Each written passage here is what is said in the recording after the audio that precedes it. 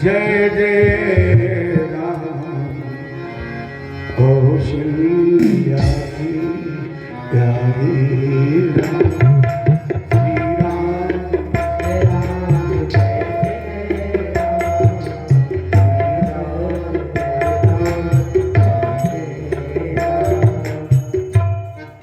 श्री राम जय राम जय जय राम कौशल्या की प्यारी राम।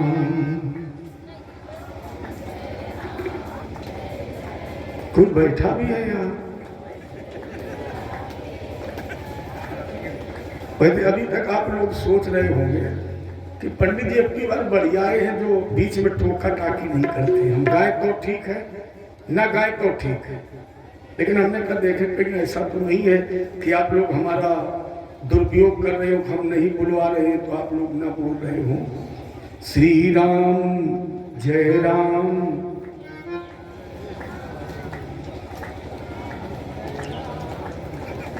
अरे इतना तो बोलिए, कम से कम आपकी आवाज कैमरे तक पहुंच जाए।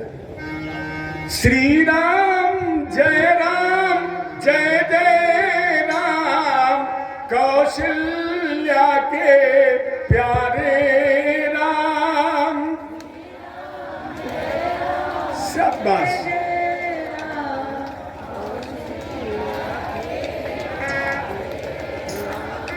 दशरथ राजी दुलारे राम श्री राम जय जय राम।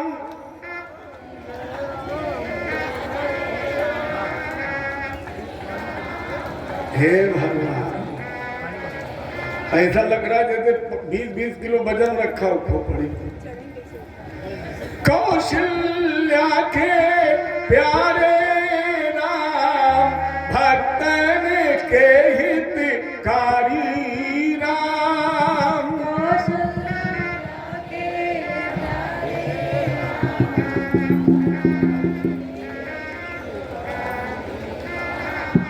भैया एक एक व्यक्ति की फोटो लेना है, जैसे हम बाद में देखेंगे किसका मुंह खुला है किसका नहीं खुला है, किसकी ताली बजी है किसकी नहीं बजी है। एक एक व्यक्ति की पीछे तक लीजिए, सबकी एक एक की अलग अलग। श्री राम जय जय राम कौशल्या के प्यारे राम।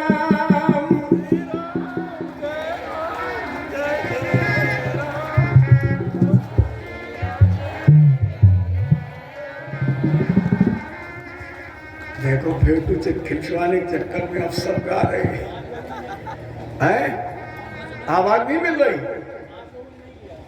अब 5 को छोड़ दो, पंच प्यारे होते हैं परमेश्वर होते हैं। 5 लोगों ने नहीं गाया, वो तो खुद ही परमेश्वर है, उनको गाने की क्या जरूरत। श्री राम जय जय राम श्री राम जय जय राम। बोलो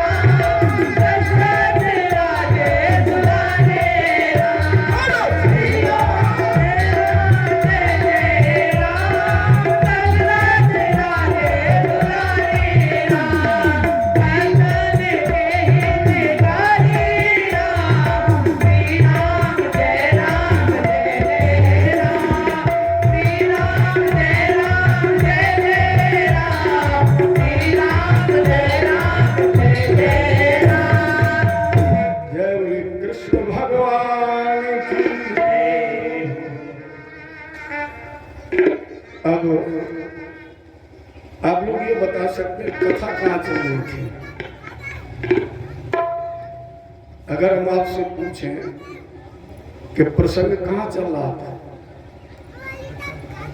भाई बहन का, अब हमने भाई बहन का नाम ले दिया, सब लोग सर हिलाने लगे। नहीं तो हम सोच रहे थे बड़ा गड़बड़ हो गया, हमारा तो पहला वाला पन्ना पर आ गया, पहले दिन वाला। हमने कहा तो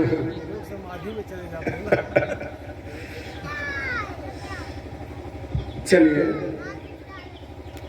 निवेदन मैं कर रहा था ये सांसारिक व्यवस्थाओं की, लेकिन हमारा आपका प्रसंग चल रहा था भाई और बहन का। लक्ष्मी जी से बलि ने कहा, बहन आज तक क्यों नहीं आई? लक्ष्मी जी ने कहा, जब भी मैंने आने की कोशिश की, सती जी आकर के मर्यादा की दुहाई दी। बलि ने कहा, तो आज तो मैं आपको लेने नहीं गया, आज आपको मैंने नहीं बुलाया, आज आपका आगमन। लक्ष्मी जी ने कहा, भैया आज भी मुझे सती ने रोका, लेकिन आज मैं इसलिए नहीं रुकी कि मुझे लोगों ने बताया कि देवता मेरे भाई को बहुत कष्ट देते हैं, और जब मुझे ये पता लगा कि मेरे भाई को कष्ट देते हैं, तो हम अपने भाई के लिए ये रक्षा सूत्र लेकर के आए। बलि ने हाथ बढ़ाया, लक्ष्मी जी ने रक्षा सूत्र बलि के हाथ में बांधा और साड़ी का पल्ला फैलाकर आकाश की तरफ देखा और कहा, हे प्रभु मेरे भैया की रक्षा करना। जैसे लक्ष्मी जी ने कहा मेरे भैया की रक्षा करना, बलि ने कहा, बहन तुमने भगवान से मेरी रक्षा की प्रार्थना करके मुझे ऋणी बना दिया है, आप बताइए हम इस रक्षा सूत्र के बदले आपको क्या भेंट करें, क्या अर्पित करें? लक्ष्मी जी ने कहा, भैया हम जो मांगेंगे वो मिलेगा। बलि ने कहा, आपको संदेह है, बहन को संदेह है, क्या आपको पता नहीं है कि आपके भाई ने अपने बहनों के लिए प्राण दे दिए हैं, आप मांगिए तो। लक्ष्मी जी ने कहा, मेरे पति का दान। और जैसे लक्ष्मी जी ने कहा पति का दान, बलि बड़ी जोर से हंसा और कहा, दीदी हम जान गए तुम बगैर बुलाई क्यों आई हो। सारथ लाग करे सब प्रीति, असुर नर मुनि सब की यह रीति, भारत लाग। लेकिन बहन पति का दान नहीं हो सकता है, क्यों? बोले आपको पता है कि भक्त बगैर भगवान के नहीं रह सकता है। लक्ष्मी जी ने कहा, भैया अगर भक्त बगैर भगवान के नहीं रह सकता है, तो पत्नी भी बगैर पति के नहीं रह सकती है। तो ऐसा करो समझौता हो जाए। और जैसे लक्ष्मी जी ने समझौते का प्रस्ताव रखा, भगवान के कान खड़े हो गए। क्यों? भगवान ने सोचा कि अगर भाई और बहन की मित्रता हो जाए, भाई बहन इकट्ठे हो जाए, समझो बहनों की आफत ही है। इसलिए अब क्या समझौता? लक्ष्मी जी ने कहा, मेरे प्रभु के कितने रूप हैं? लक्ष्मी जी से बलि ने कहा 52, लक्ष्मी जी ने कहा 51 हमें दे दो, एक रूप तुम रख लो। भगवान ने कहा, है आप पहले कम से कम 52 रूप बनाए, 52 दरवाजे पर खड़े थे, अब 51 ले जा रही लक्ष्मी जी। अब एक रूप से बलि का जब मन आएगा तब भगाएगा। तो बलि ने लक्ष्मी जी को 51 रूपों का दान कर दिया। भगवान एक रूप से पैरा लगा रहे हैं और बलि से कहा है, बलि ये 7वें मनवंतर का 28वां कलयुग है। जब ये 7वां मनवंतर 71 कलयुग बीतने के बाद पूर्ण हो जाएगा, 8वां मनवंतर आएगा, तब वामन भगवान पैरे से मुक्त होंगे और बलि इंद्र बन जाएगा। तब तक भगवान पैरा लगा रहे हैं। इसके पश्चात भगवान की मत्स्य अवतार को वर्णन है। और मैंने शायद दूसरे दिन आपको बताया था कि भगवान के अवतारों की गणना 2 रूपों में होती है, 24 और 10। जब दशा अवतार की गणना की जाती है तो भगवान का प्रथम अवतार मत्स्य का ही है, और मछली के रूप में इन्होंने सत्यव्रत नाम के राजा को उद्धार किया है। यही सत्यव्रत नाम का राजा दूसरे जन्म में वैवस्वत श्राद्ध देव मन हुए, जिनकी पत्नी का नाम था श्रद्धा। जैसे सूर्यवंश का विस्तार हुआ, और ये सूर्यवंश बहुत विशाल है।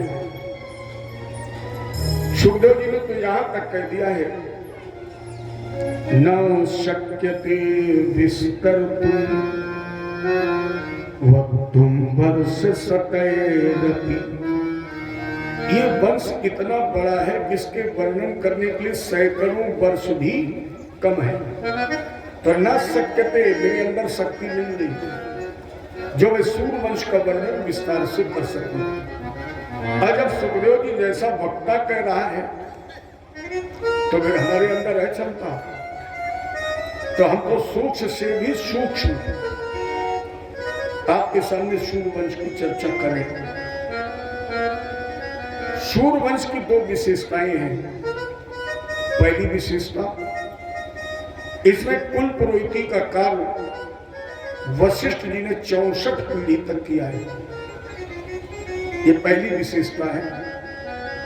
ये ब्रह्मा के पुत्र हैं वशिष्ठ, जिन्होंने 64 पीढ़ी तक कुल पुरोहिती का कार्य किया है। देखो, अब यहां से एक संदेश मिलता है कि अपने यहाँ कुछ चीजें ऐसी हैं जो जल्दी जल्दी बदलनी नहीं चाहिए। उसमें सबसे पहले गुरु अपवर्तनीय है। गुरु करने के बाद गुरु बदलना नहीं चाहिए। और गुरु जब तक है वो तब तक पीढ़ी दर पीढ़ी गुरु है। ऐसा नहीं है कि पिता का गुरु कोई दूसरा है, बेटे का कोई दूसरा है, भाई का दूसरा है। नहीं, गुरु घर में एक होना चाहिए और अपवर्तनीय होना चाहिए। घर का कुल पुरोहित, ये भी जल्दी जल्दी नहीं बदलना चाहिए। घर में नाई, ये भी नहीं बदलना चाहिए। अपने कुल का जो डॉक्टर है, हर बार डॉक्टर बदलोगे तो दुनिया का इतिहास बताओ। और एक अगर डॉक्टर है तो पीढ़ी दर पीढ़ी उसे पता है कि वंशानुगत तुम्हारे यहाँ बीमारियां क्या है। एक और नहीं बदलना चाहिए। कलयुग में अगर आप दूध खरीदते हैं तो दूध देने वाले को भी नहीं बदलना चाहिए, क्योंकि अगर हर महीने दूध बदलोगे तो झगड़ा होगा। और जो पहले से आ रहा है उसको पता है कि तुम्हारे घर में कितना दूध दे सकते हो, कितना पानी मिला के दे सकते हैं, तो विवाद नहीं होगा। इसलिए ये सब अपवर्तनीय है। गुरु 64 पीढ़ी तक रहे। और इस वंश की दूसरी विशेषता, इसमें जितनी भी संतानें पैदा हुई हैं वो यज्ञ से, दान से, तपस्या से या सेवा से पैदा हुई है। ये इस वंश की विशेषता है।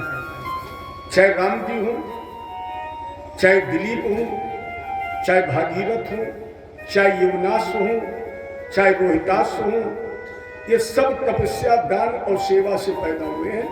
अर्थात ये वंश ऋषि वंश है और ये भगवत प्रसाद है। एक से एक इसमें दानी, एक से एक त्यागी और एक से एक वीर। मानधाता का नाम आपने सुना है, जिसका एक नाम त्रसदस्यु भी था। मानधाता के नाम से ही रावण कांपता था, केवल नाम ले देने से मानधाता। और महाराजा रघु के लिए तो जानकी जी ने कहा ही है, वो प्यारे जो 31वां बाण भगवान राम ने चढ़ाया है वो महाराजा रघु का ही बाण है। जो 31वां बाण चढ़ाया है, राम जी ने विभीषण के कहने पर जानकी जी को पता था और कहा था, रावण खल सुध नहीं रघुवीर बाण की। अरे दुष्ट, तुझे महाराजा रघु के बाण की याद नहीं है? लोग तो यहां तक टीका करते हैं कि रघु के बाण से बचने के लिए दशानन को नारी का रूप बनाना पड़ा। इतना प्रतापियों का वंश है। रघु जिसने अपनी 100 पत्नियों का दान एक ब्राह्मण को कर दिया, ऐसे दानी हुए। और जब वो ब्राह्मण व्यभिचार बस नर्क जाने लगा तो उसने नर्क के रास्ते में आवाज लगाई, महाराजा रघु की दुहाई हो। महाराजा रघु प्रकट हो गए। कौन है ये ब्राह्मण? यमदूतों ने कहा ये वही ब्राह्मण है जिसने तुम्हारी पत्नियों का दान ले लिया, परिणाम स्वरूप इसे नर्क जाना पड़ेगा। रघु ने कहा नहीं, मेरे होते हुए ब्राह्मण नर्क नहीं जाएगा। इसलिए महाराजा रघु ने अपने जीवन में जितना भी पूर्ण दान तप किया है वो सब इस ब्राह्मण को दे दिया जाए। ये वो वंश है। हरिश्चंद्र जैसा सत्यवादी, शूर टरे चंदा टरे, टरे सकल व्यवहार पर दृढ़ हरिश्चंद्र को न टरे, चाहे टरे सकल संसार। ज्यादा में प्रवेश क्या करूं, समय अनुमति नहीं देता है।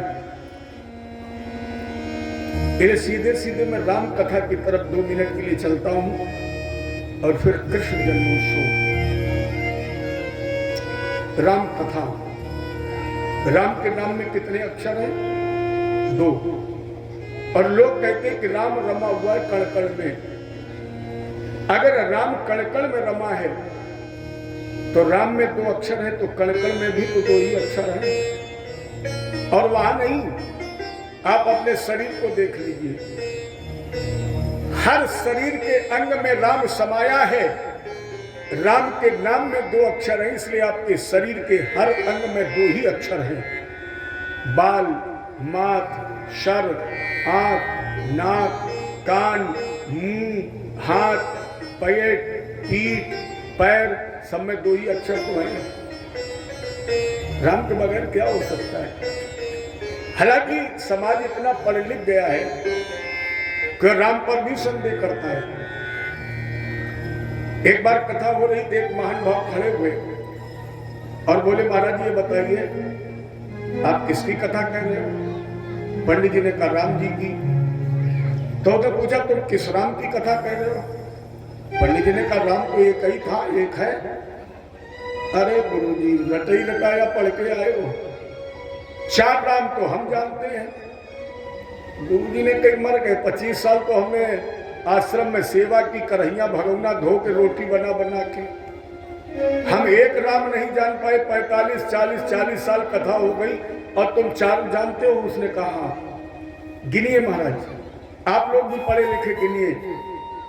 मास्टर साहब गिनिए कितने राम हैं? एक राम घट घट में डोले और एक राम दशरथ घर बोले।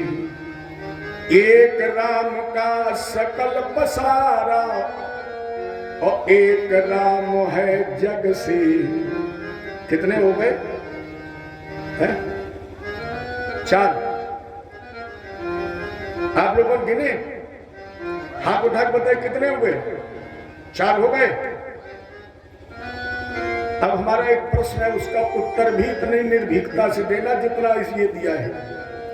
पंडित जी ने कहा बिल्कुल ठीक, हमने मान लिए, लेकिन बेटा उत्तर सुनो। एक बाप चाचा को भाई, एक बाप नाना को जमाई, एक बाप फूफा को सारो और एक बाप दादी को बारो। कै बाप हो गए? अब बताओ ना 4।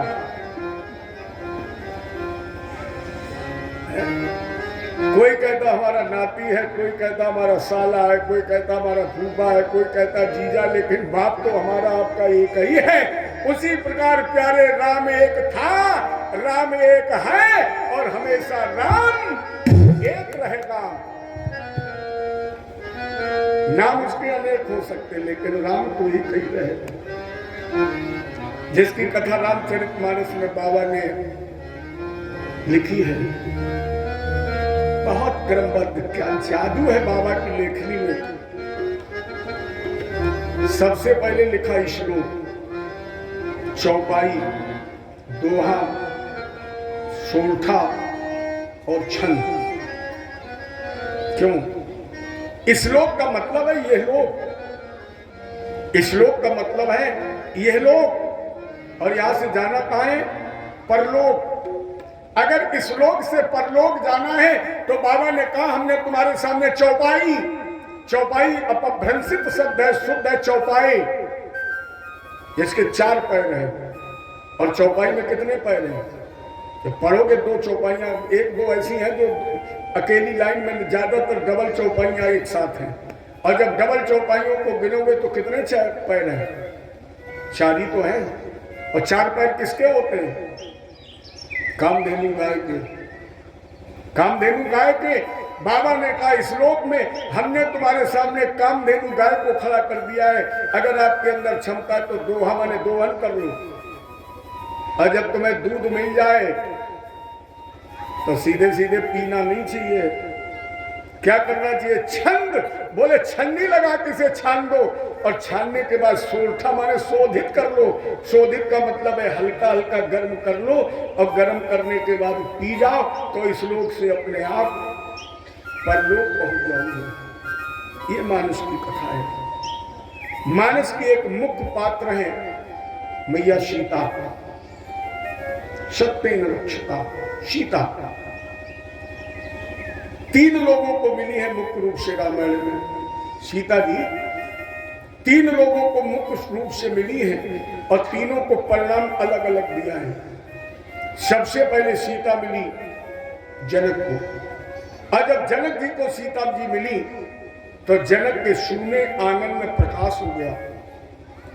जब जनक को मिली तो जनक के आंगन में प्रकाश हो गया।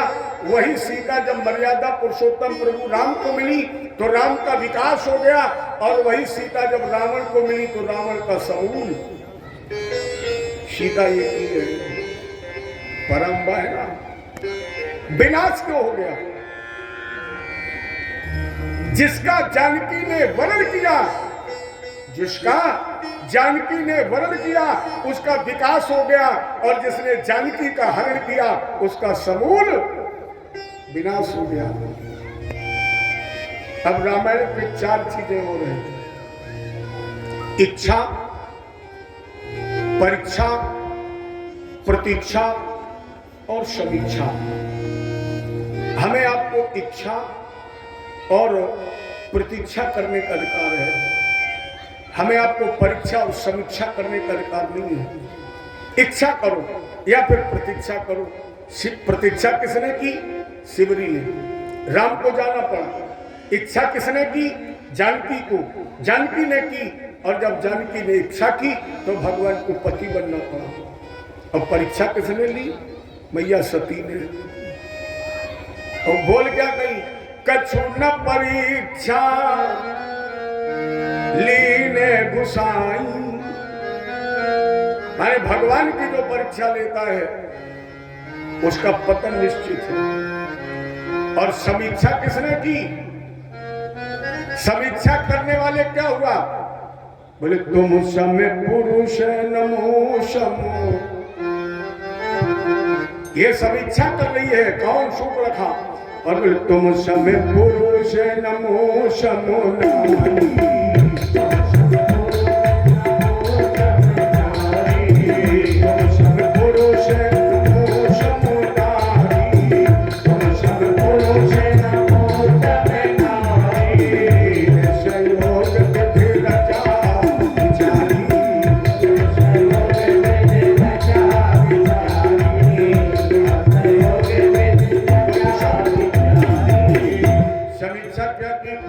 पुरुष नमो सब नारी कट गई जब से साफ, लेकिन ये वाली नहीं कटी है। कुछ लोग कहते वो खून बह रहा था हंसिया से काटी गई। नहीं, नाक कटना क्या है?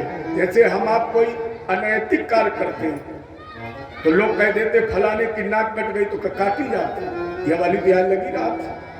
लेकिन लोग कहते हैं नाक कट गई, चूप सूप रखा विधवा थी, और विधवा होने के बावजूद राम जी से कह बैठी तो नाक तो कटी गई।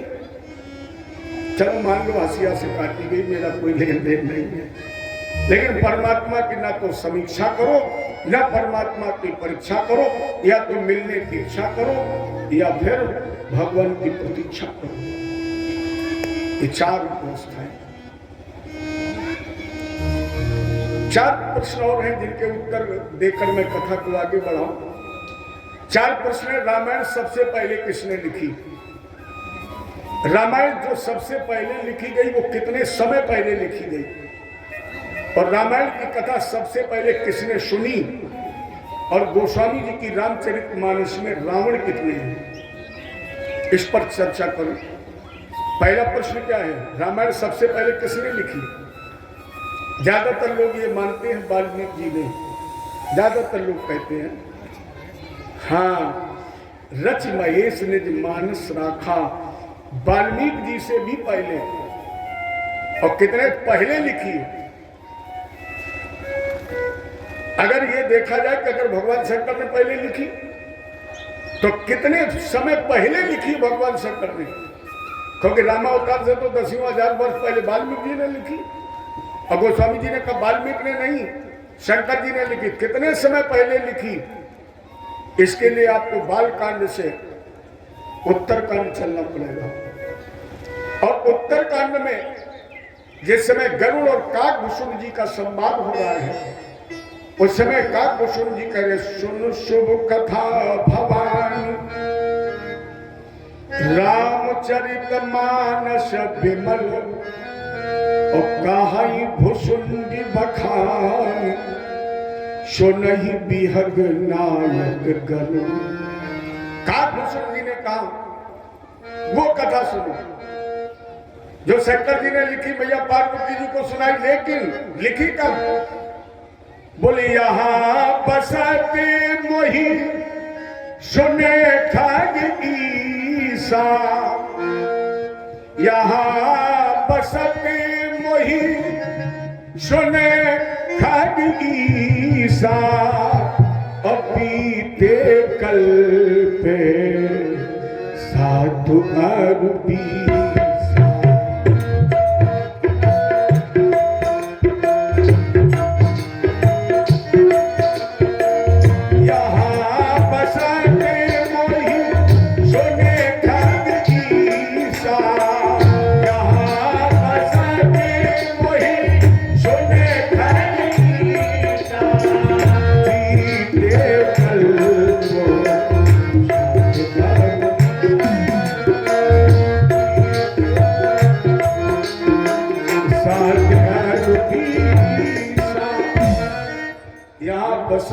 सुन खगीसा, और बीते कल्प सात अरु बीसा। अर्थात जिस समय भगवान शंकर ने यह कथा लिखी, कितने समय पहले लिखी? काकभूषण गरुड़ संवाद के 27 कल्प पहले। 27 कल्प पहले राम कथा लिखी। सुनी का सब पहले किसने? भैया पार्वती जी ने पहले नहीं सुनी। 1-2 चौपाई आगे पीछे हो गई। अगर प्रथम सुनी होती तो बाबा लिखते प्रथम ही, लेकिन लिखा का सुसुमय। तो फिर प्रथम किसने सुनी? अभी अपने आप को दुआ बताया था। गरुड़ जी करे तो भगवान शंकर करे देवी पार्वती जी से, सुन शुभ कथा भवानी, रामचरित मानस विमल, और कहाई भुसुंडी बखानी, सुनहि बिहग नायक गरुड़। भैया पार्वती जी से भोलेनाथ ने कहा कि देवी वो रामचरितमानस की विमल कथा सुनो जो काकभूषण जी ने कही और गरुड़ जी ने सुनी। ये सोठा ये सिद्ध कर रहा है कि इस कथा का सर्वप्रथम श्रोता गरुड़ है। अब बाबा गोस्वामी जी में रावण कितने? 4। एक नहीं 4 हैं, इसीलिए इसमें कल्प भेद लागू होता है। अगर एक होता तो कल्प भेद लागू नहीं होता, लेकिन 4 रावण हैं इसलिए कल्प भेद है। तो 4 रावण कौन है? अरे द्वारपाल हरि के प्रिय दो,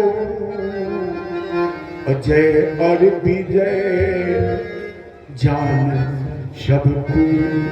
जय विजय मनसा में सुतायुष्मत पूर्वस्व का दिया। ये पहला रावण कौन करे? दूसरा कहा जलंधर रावण भयो, और रण हद राम परम पद दयऊ। जलंधर, ये रावण बना। तीसरा रावण नारद श्राप दीन एक बारा, एक कल्प लगी यही अवतार। नारद जी जब बन गए बंदर, हालांकि भगवान बंदर बनाना थोड़ी चाहते, नारद जी ही गलती कर बैठे। नारद जी ने क्या कहा है, आपन रूप, हर रूप मुझे दीजिए। और हर रूप के बाद गलती क्या करके बोले, जय विदनाथ हो ये हित। भगवान बोले जाओ बेटा, हित नहीं परम हित, तुम केवल हित ही मांग रहे हो, तुम्हें दे रहे परम हित। तो यह संदेश मिलता है, या तो भगवान से अपना हित मांगो या फिर अपनी कामना व्यक्त करो, दोनों चीजें मत मांगना। या तो भगवान से कहो कि प्रभु हमारा हित कर दो, नाथ सकल संपदा तुम्हारी, और मैं सेवक समेत सुत नारी। या तो ये कहो, और नहीं तो वो कहो जय विधनाथ, दोनों मत कहना, नहीं फिर हम नहीं जानते नारद की तरह बंदर बने घूमे। और चौथा रावण आप सभी लोग जानते, राजा प्रतापवान, धर्मरुचि, अरिमर्द, ये 4 रावण हैं। और इन 4 रावणों में अगर ये कहा जाए कि बाबा की कथा में मुख्य रावण कौन है, प्रतापवान, इस मत से हम सहमत नहीं हैं। क्योंकि प्रतापवान को तो श्राप है, भगवान को तो नहीं है। भाई रसोई भूषण मासु बोले विप्र सकोप तब नहीं कचपीन विचार, तो फिर कौन सी कथा है, नारद मोह की कथा है। रामचरितमानस में बाबा ने जो कथा लिखी है वो नारद मोह की कथा लिखी है, क्योंकि नारद ने भगवान शंकर के भी गलों को श्राप दिया है और भगवान को भी श्राप दिया, कपिया कृत तुम कीन हमारी, करी है की से सहाय। तो वही हुआ है। अब इस रामायण को और थोड़ा छोटा कर लीजिए। पूरी रामायण में आपको एक दोहे में बांध के सुनाता हूं, सुनिए। तुला तुला से बैर है, कुंभे ले गए चोर, मिथुन रास मौजूद है, मेघ डारी फोर। ये पूरी रामायण है। तुला तुला से बैर है, रावण और राम की रास तुला है, आपस में बैर है।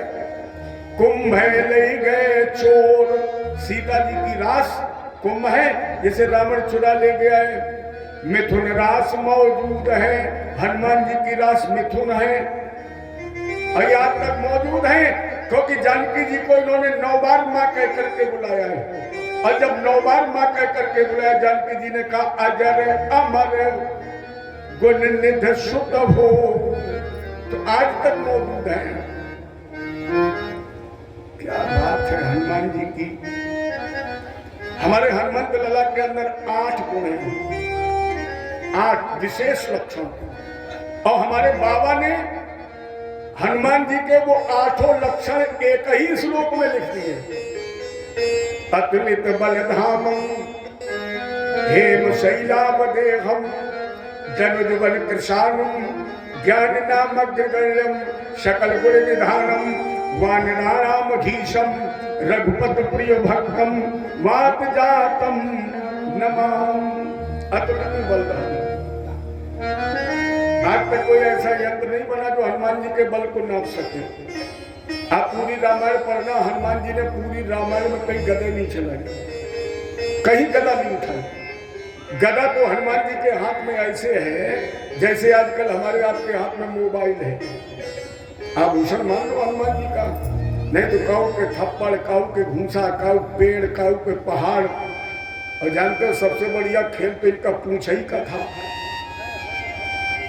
सही बात यह है कि रावण अगर रामादल में सबसे ज्यादा किसी से चिढ़ता था, सबसे ज्यादा जलता था, तो केवल हनुमान की पूंछ से। किसी का भय नहीं था, इसे राम जी का भी भय नहीं था, लेकिन रावण को हनुमान जी की पूंछ का भय था, इसलिए बहुत पूंछ से चिढ़ता था। क्यों चिढ़ता? रावण ने कहा हनुमान ने की पूंछ ने लंका में आकर मेरी मूछ नीची कर दी। हनुमान की पूंछ, अच्छा दुनिया में लोग पूंछई से तो परेशान है, कोई इसलिए परेशान है भैया भाई कब पूछा ही नहीं, कहीं ससुराल नहीं गए, बोले सारी पूछा ही नहीं करत, खत्म। अब कुछ लोग ऐसे हैं जिन्हें 24 घंटे में एक भैया क्या बताएं, इतनी पूछ है, पूछो प्रधान जी तो 3 दिन में चौथे दिन आ पाई ही तक। हम लोग कानपुर से आ गए और बेचारे यहाँ तक 3 दिन में आ पाए, पूछे का तो है। वो तो अच्छा ये है कि यहाँ पूछ नहीं लगी, अब तक और चले जाते।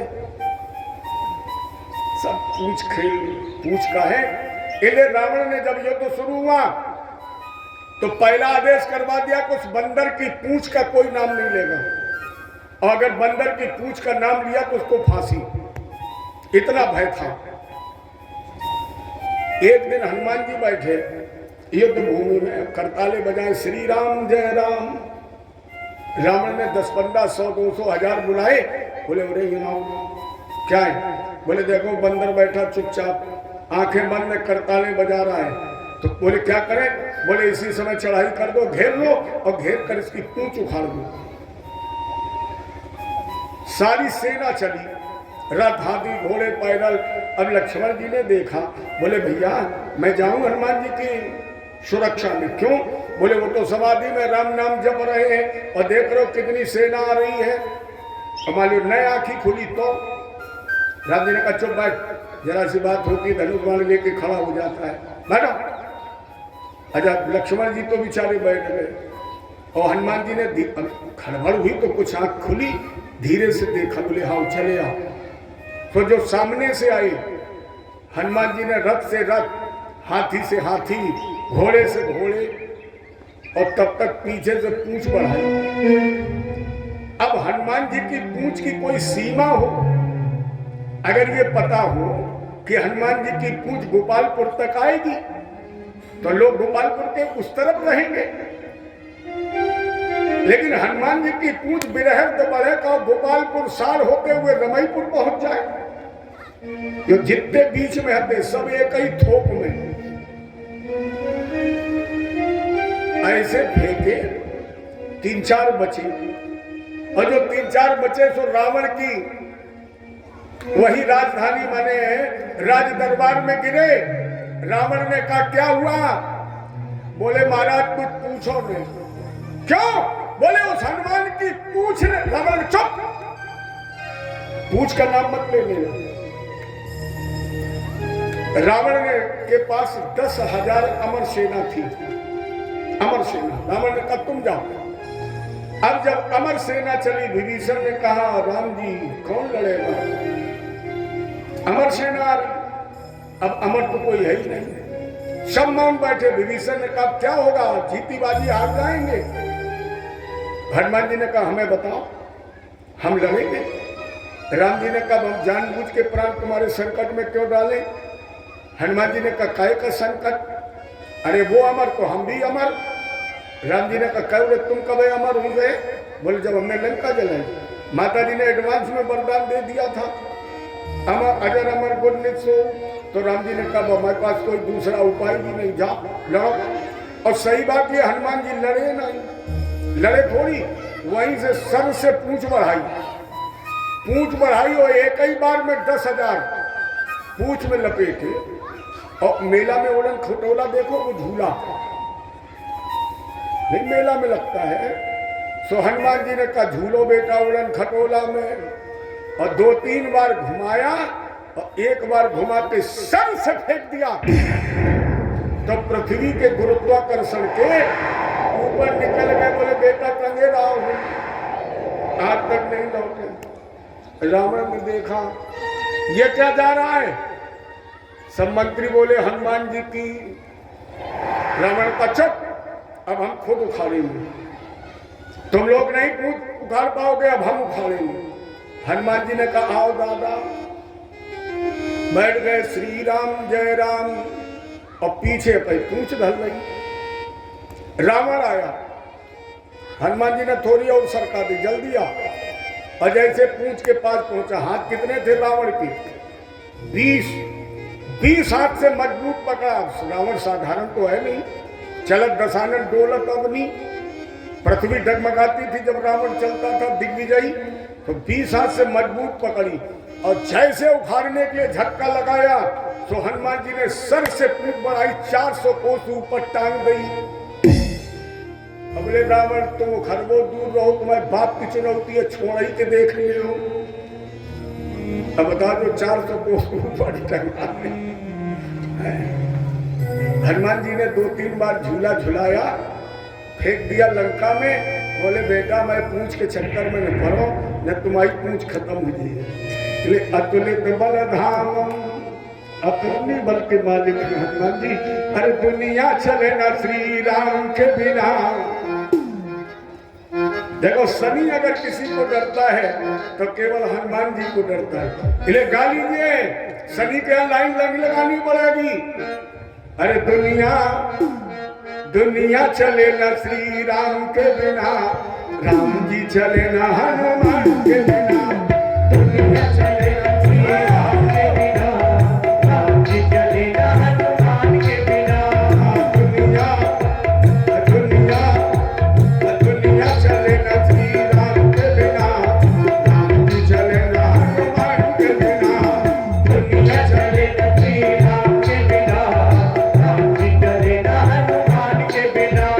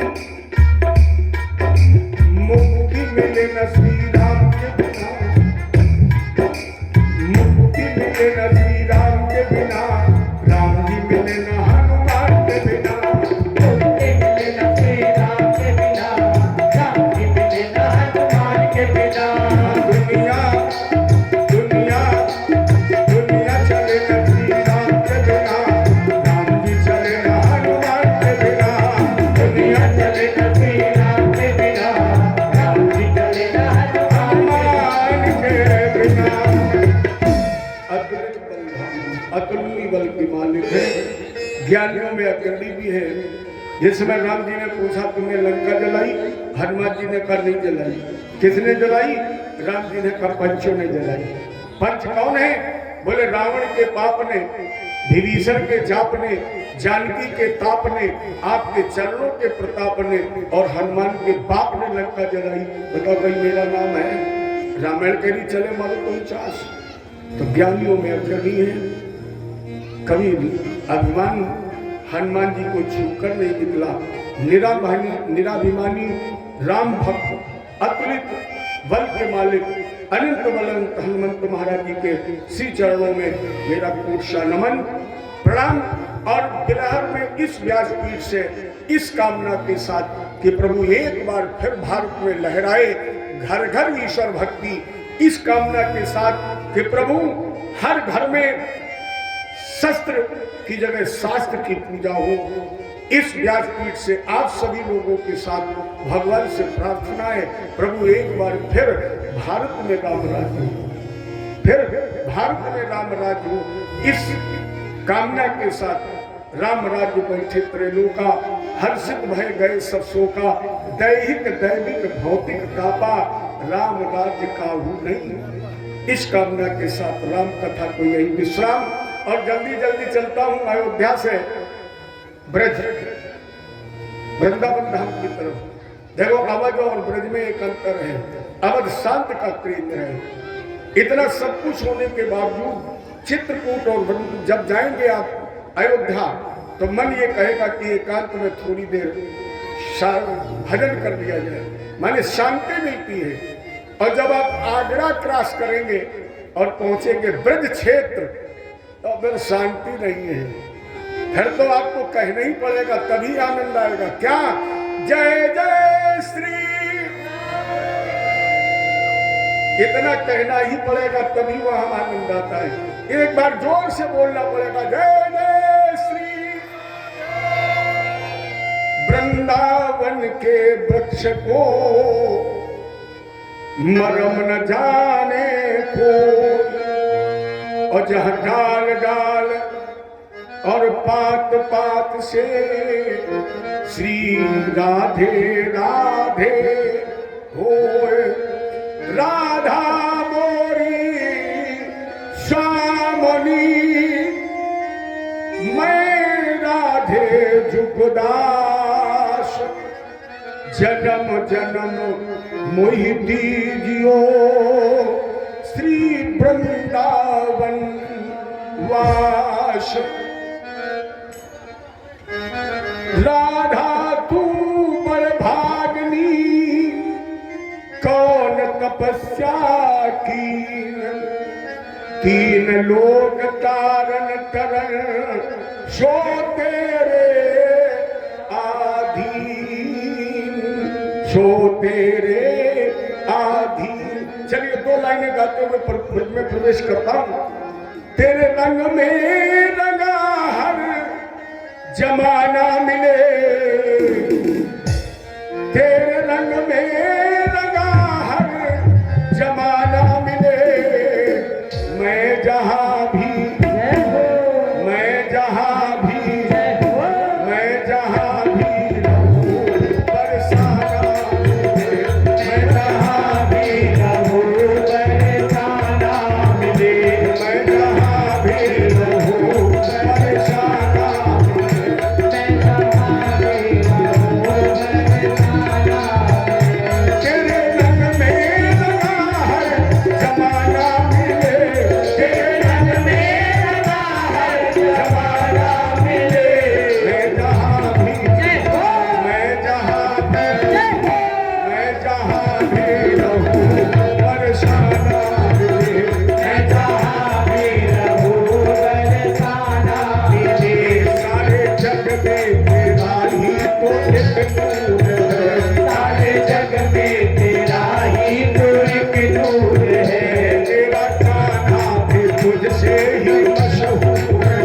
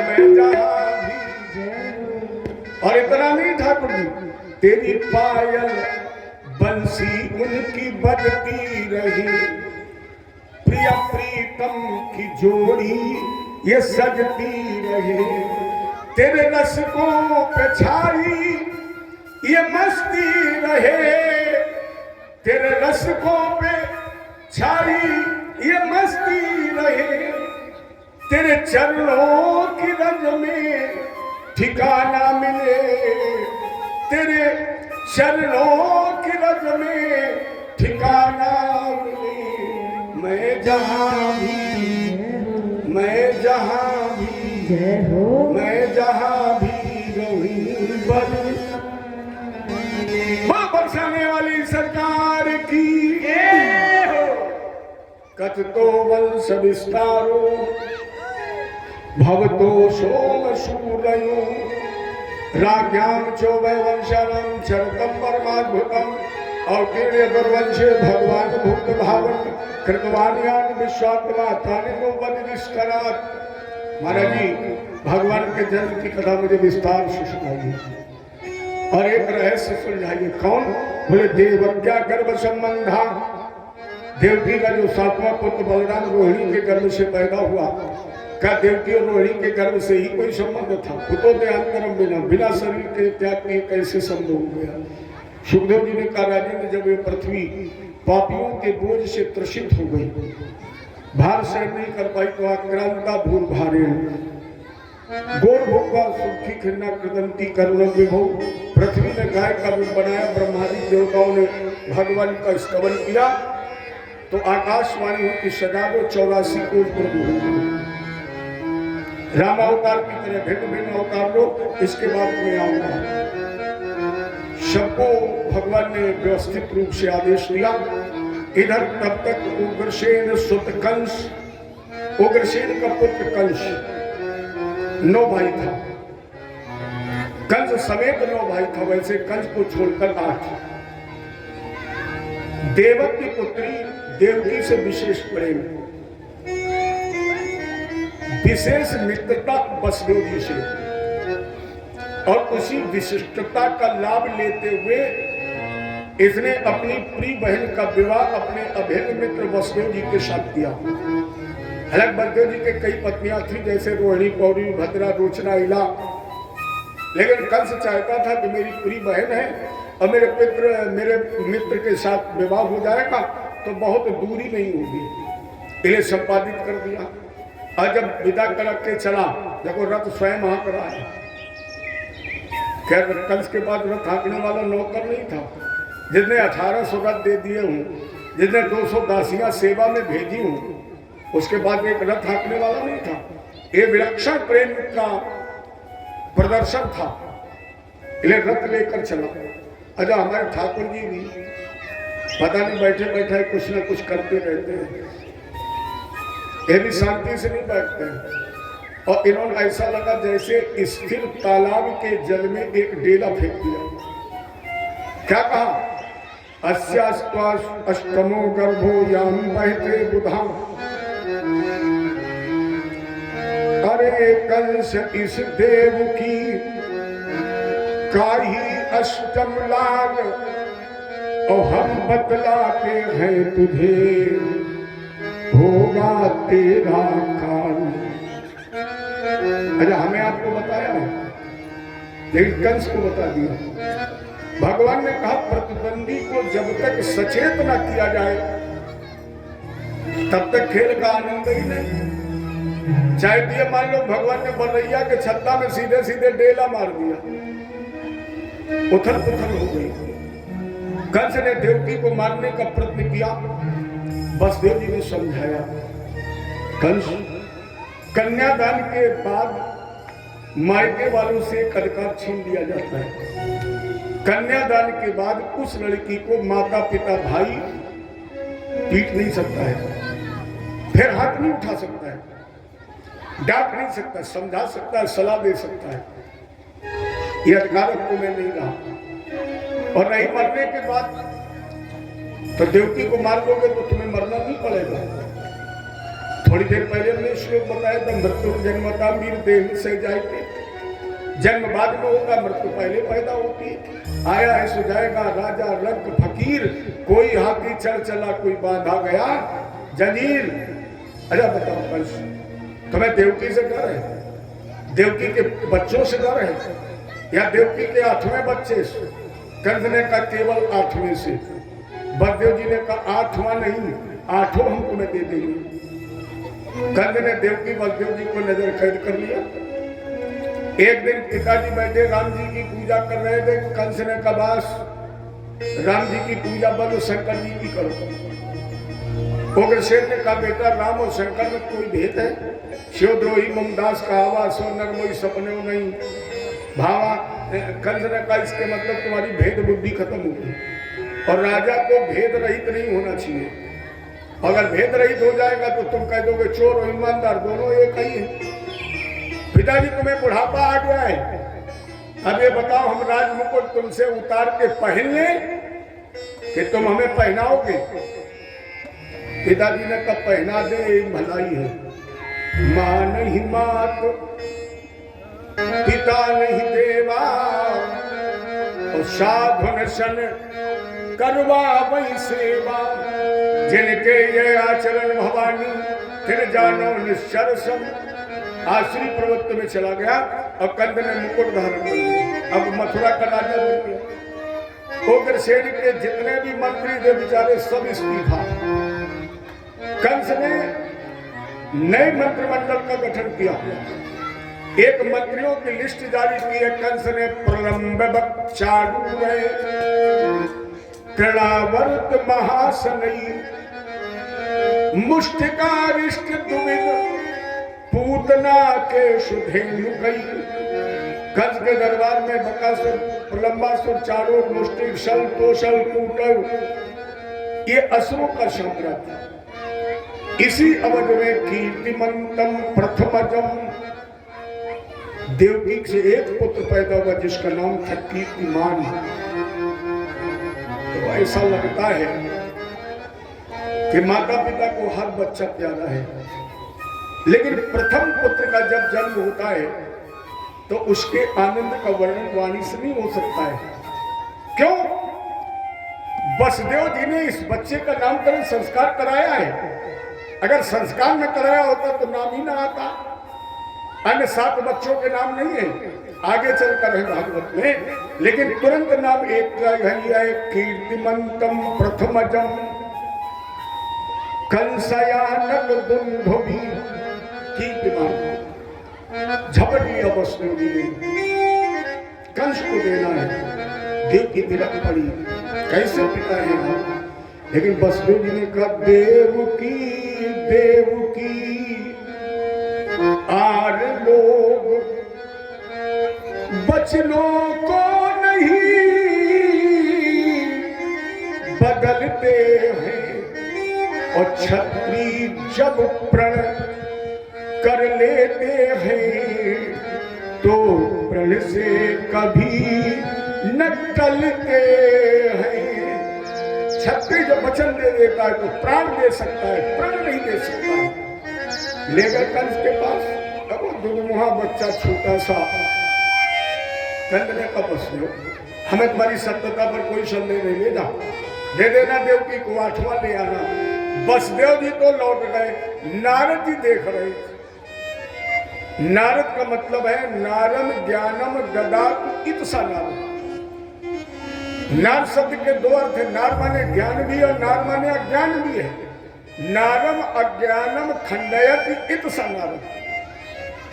जो अज्ञानता का खंडन कर दे वो नारद, जो ज्ञान का प्रकाश कर दे वो नारद, और जो ईंट से पत्थर लड़ा दे उसका भी नाम। और आज के परिवेश में तो जितना बढ़िया झगड़ा कराओ, और हमारा ये अनुमान है कि भारत पर भगवान की बड़ी कृपा है। पहले एक नारद था, दुनिया परेशान थी। अब तो शायद कोई ऐसो मोहल्ला, गांव की छोड़ो, शायद कोई ऐसो मोहल्ला हो जिसमें 1-2 नारद तो चाय का बाद में मिले, लाठी पहले चलने लगे। नारद जी चले और एक 8 पंखुड़ी का फूल, श्रीमन नारायण। कंस ने प्रणाम किया, आसन दिया अब बोले बाबा के ही कारण आगमन, आपके आने का उद्देश्य। नारद जी ने 8 पंखुड़ी का पुष्प और कहा बेटा जरा गिनो, इसमें बताओ कितनी है। कंद ने गिनी बाबा 1 2 3 4 5 6 7 8। नारद ने फूल घुमाया, कहा गिनो। कंद ने कहा 8। नारद जी ने कहा फिर घुमाओ। कंद ने कहा बाबा चाहे 80 बार गिनो, 8 है 8 ही रहेंगी। नारद जी ने कहा बता सकते हो इसमें पहली कौन 8वीं कौन। कंद ने कहा बाबा इधर से गिनो तो ये 8वीं, इधर से गिनो ये 8वीं, यहां से गिनो तो ये। नारद जी ने कहा कंस ने कहा बाबा चूक गई, गलती हो गई। नारद जी ने कहा चिंता मत करो, गलती तो हमने आज तक किसी को होने नहीं दी, हमारा नाम ही गलती सुधार है। कंस होशियारी सदा प्यारी, सावधानी हटी दुर्घटना घटी। अच्छा सारी बातें छोड़ो, एक कानूनी दाव बताओ, पूछो बाबा। नारद ने कहा कि अगर देवकी के एक पुत्र को मारोगे तो लोग क्या कहेंगे, भांजे का हत्यारा। नारद जी ने कहा 2 मारोगे तब, भांजे का हत्यारा। 3 मारोगे तब, भांजे के हत्यारे। 4 मारोगे तब, कंद ने कहा भांजे के हत्यारे। नारद जी ने कहा अरे पागल, जब तेरे भाग्य में भांजे का हत्यारा बनना ही लिखा है तो फिर एक का ही मारो, सवारी न मार दो। दबा तो एक ही लगने 320, और जब दबा एक ही लगने तो एक में जितने ठोको ठोको श्रीमन नारायण। नारद जी चले गए। नारद की प्रेरणा से हतेषु खतसु बालेषु देवक्या और सेना। नारद की प्रेरणा से कंस ने देवकी के 6 और 7वें में स्वयं शेष जी आए। भगवान के दिशा निर्देशन में योगमाया गच्छ देवी ब्रजम भद्रे गोप गोप भिर्लंकृतम। जाओ देवी के 7वें दर्शन करो गर्भ का, और वसुदेव जी की दूसरी पत्नी रोहिणी के गर्भ में स्थापित करो। तो आने वाले कलयुग में लोग तुम्हारी पूजा करेंगे। नाम ध्येयानि कुर्वन्ति स्थानानि च नरा भुवि दुर्गेत भद्रकाली ते विजया वैष्णवी चा कुमुदा चंडिका कृष्णा माधवी कन्यकेत चा माया नारायणी सानी शारदम केत चा। कोई तुम्हें दुर्गा काली विजया वैष्णवी नामों से पूजा करेगा। 9 दुर्गा के रूप में 4 होती है। अपने भारत में 4 9 दुर्गा है, 2 गुप्त है 2 प्रकट है। भगवान ने आशीर्वाद दिया तो योग माया ने 7वें गर्भ का संकर्षण बलदेव जी की दूसरी पत्नी बाबा नंद के गोकुल में इनके गर्भ में स्थापित कर दिया। जब भादों का महीना छठ जिसे हम आप मनाते हैं हर खष्टी के रूप में, हर छठ के रूप में, एक दिन बलराम भैया का जन्म हुआ। कंस को भी पता लग गया। परिणाम स्वरूप देवकी बलदेव के हाथों में हथकड़ियां, पैरों में बेड़ियां, 7 दरवाजों पर ताले, एक एक क्षण की कंस के पास खबर है। लेकिन जब भगवान का तेज पुंज मैया देवकी के गर्भ में स्थापित हुआ तो कोट सूर्य संप्रभ देवकी के सारे मुखमंडल पर करोड़ों सूर्य के समान आभा तेज प्रकाश व्याप्त हो गया। अब कंस केवल देवकी के पैर का अंगूठा देखकर लौटने लगा। ब्रह्मादिक देवताओं ने स्तवन किया। आइए प्रभु भारत की पवित्र भूमि पर हम सभी आपका स्वागत करें। सत्यव्रतम सत्य परम त्रिसत्यम सत्ययोनिम निहितम च सत्ये सत्यस्य सत्यामृत सत्यनेत्रम सत्यात्मकम त्वाम शरणं प्रपन्नाम। आर्य प्रभात की प्रतिष्ठा का श्रेष्ठ साधन सत्य है, पारमार्थिक सत्य है, पूर्णतः आदि मध्य अंत में सत्य है। इति स्वागतम कृष्णा सुस्वागतम कृष्णा।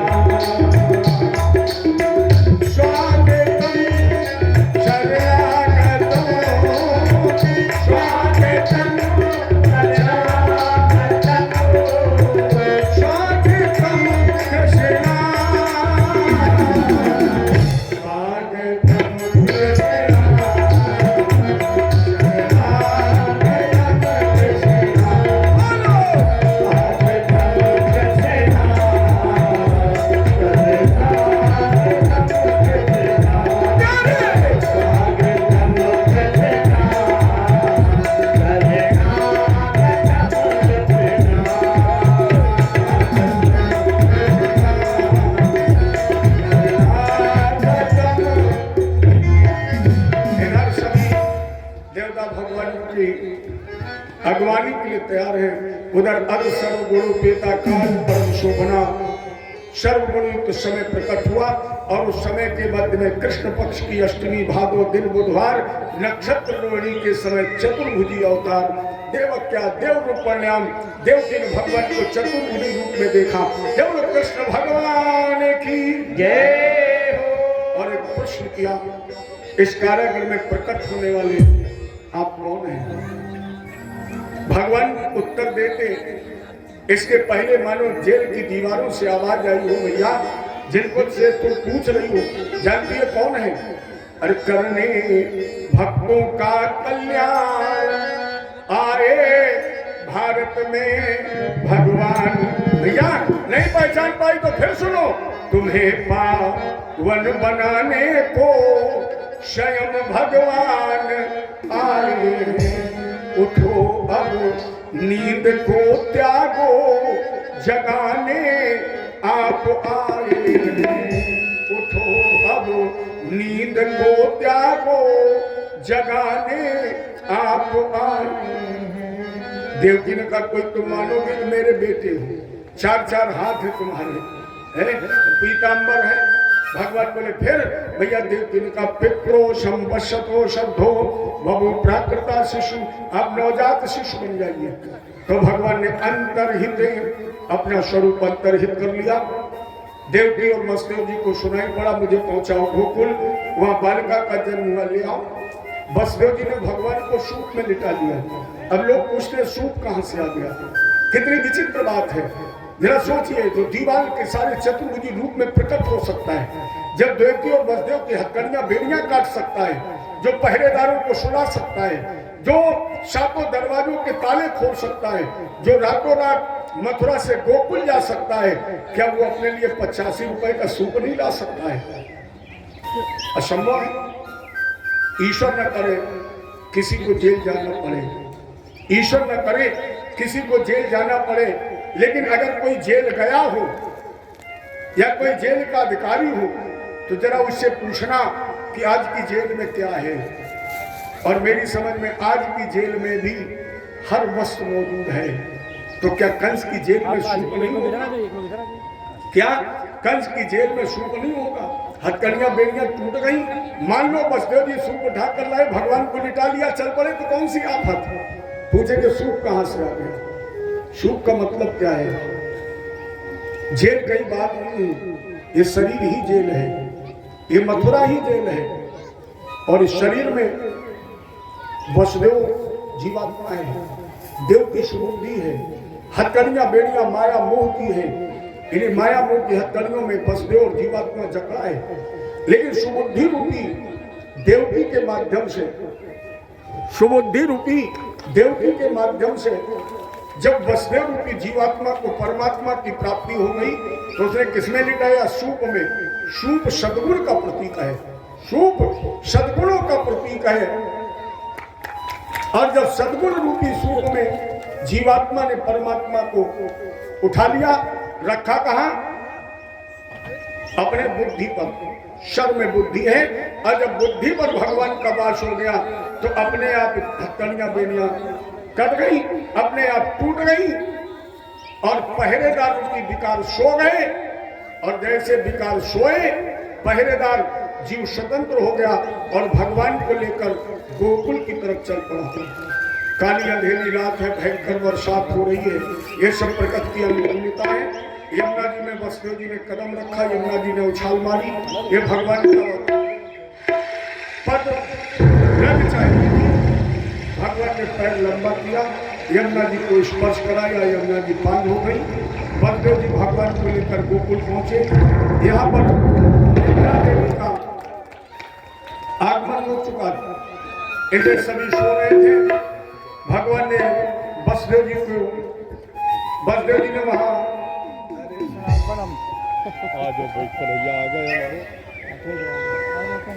पहुंची बालिका कंस के यहाँ, इन्हें देवकी की गोद में आवाज लगाई, तेरा मारने वाला पैदा हो गया। देवकी वसुदेव जी को कारागृह से मुक्त किया। और जेल में प्रकट कृष्ण कन्हैया, सबको आज बधाई है। जेल में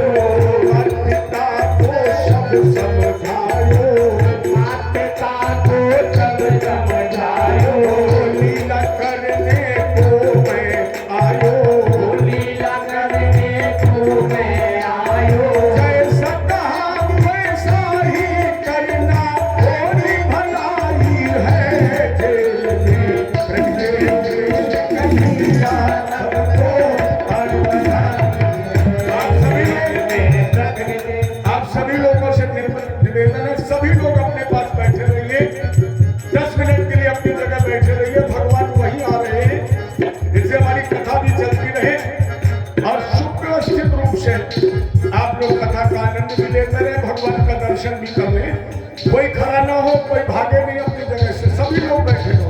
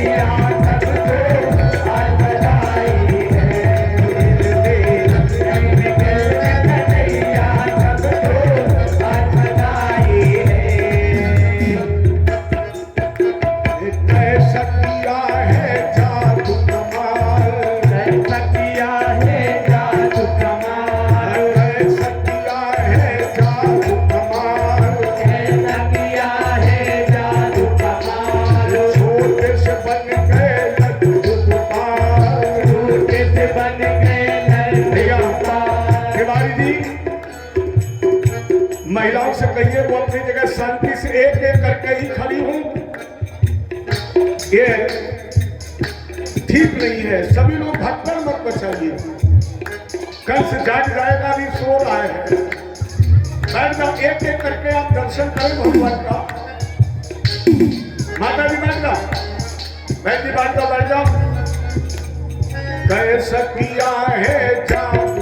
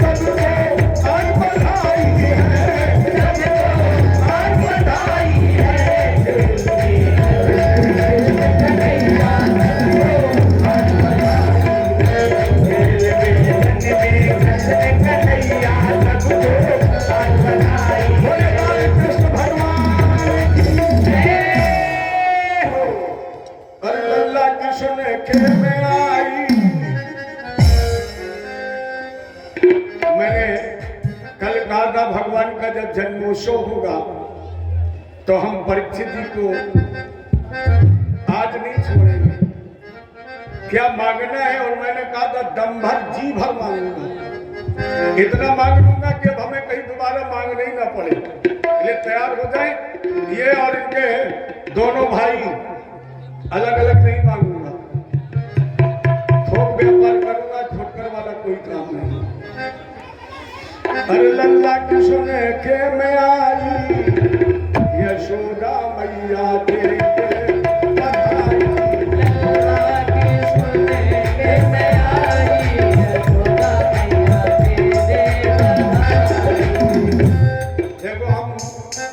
बगैर बुलाए नहीं आए। कम से कम तिवारी जी हमें 3-4 बार बुलाने गए। आपको याद है कई महीने पहले गए थे? 2 महीने पहले। तो हमको 2 महीने से उम्मीद लगाए थे कि मुझे कृष्ण जन्मोत्सव में जाना है। इसलिए मैं कह रहा हूँ आपसे, अरे लल्ला की सुने के मैं आई यशोदा मैया दे